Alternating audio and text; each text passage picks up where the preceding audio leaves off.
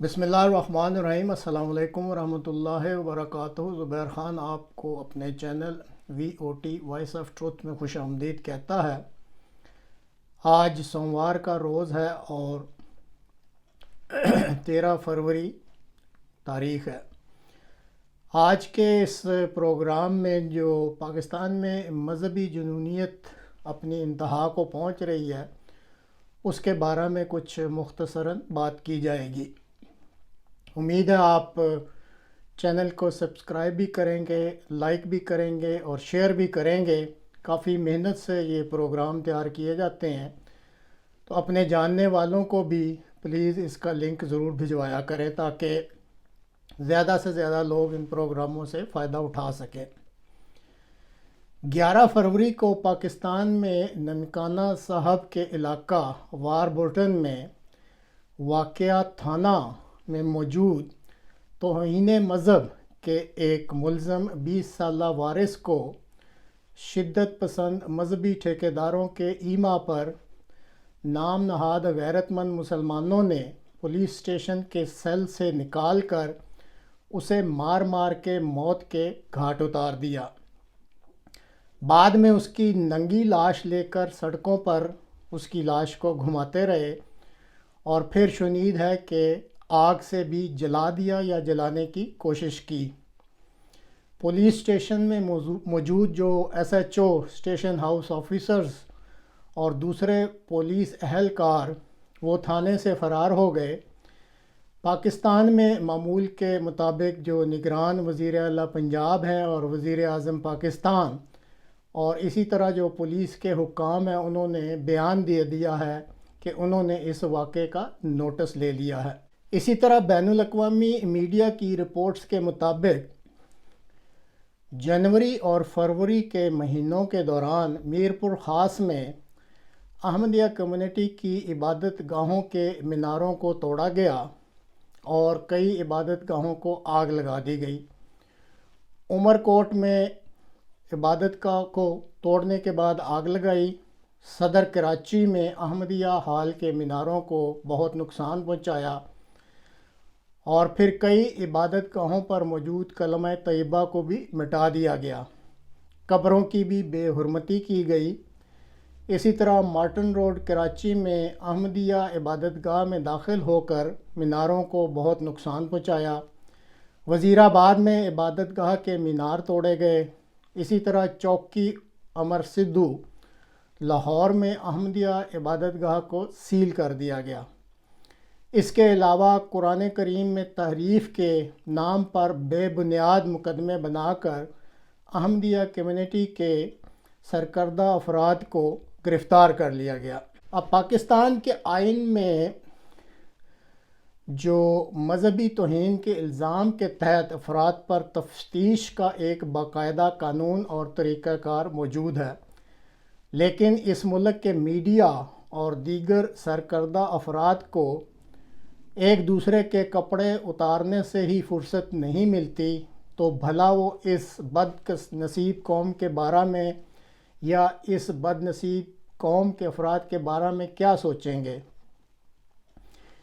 یہ انہی کی لاپرواہی ہے جس کی وجہ سے اس الزام کے لگ جانے پر عوام جو ہیں وہ خود ہی جلاد بن جاتے ہیں اور بغیر کسی ثبوت اور یا تحقیق کے ملزم کا کیا حشر کرتے ہیں آپ سب کے سامنے ہے جو 11 فروری کو واقع ہوا ہے۔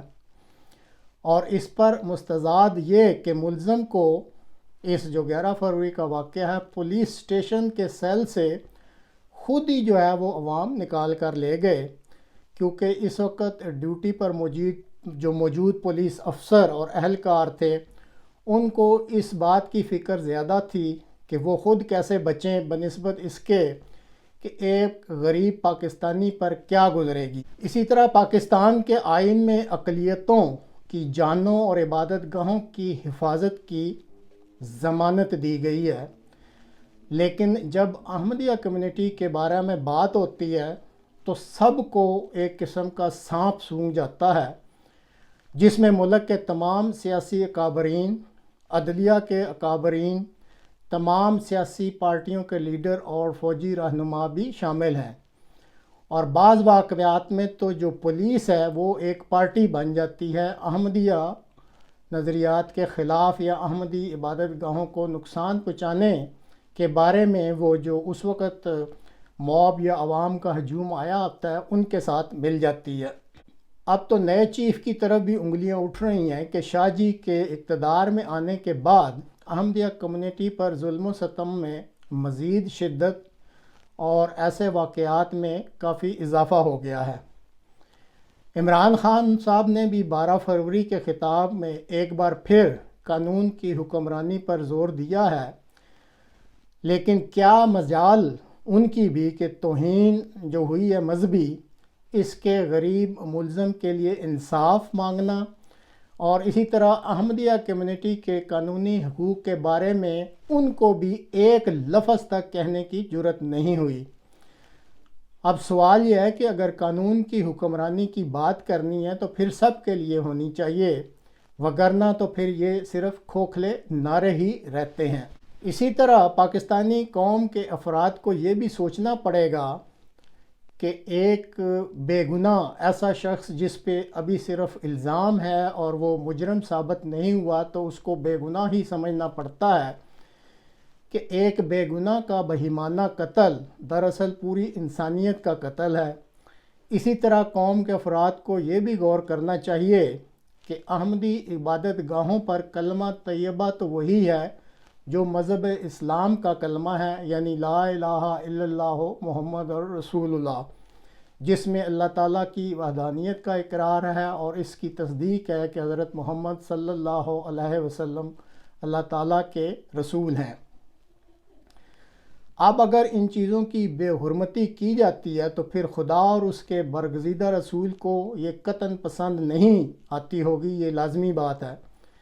اور پھر ایسا کر کے یہ بھی ایک لازمی بات ہے کہ یہ قوم خدا کے غضب کو بھڑکا رہی ہے۔